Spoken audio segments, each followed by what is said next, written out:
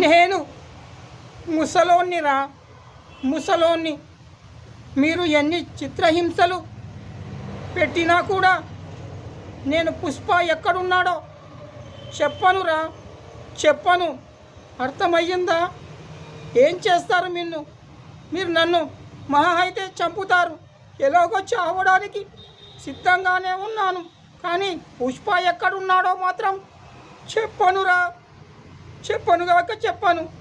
కానీ ఒక్కటి మాత్రం నిజం, నేను చనిపోయిన తర్వాత పుష్పకు ఆ వార్త తెలిస్తే మిమ్మల్ని 1000 మంది ఉన్నా, 2000 మంది ఉన్నా, 3000 మంది ఉన్నా, 4000 మంది ఉన్నా, 10,000 మంది ఉన్నా, ఒక్క నిమిషంలో మీ అందరినీ బూడిద చేస్తాడు రా నా కొడుకల్లారా, బూడిద చేస్తాడు.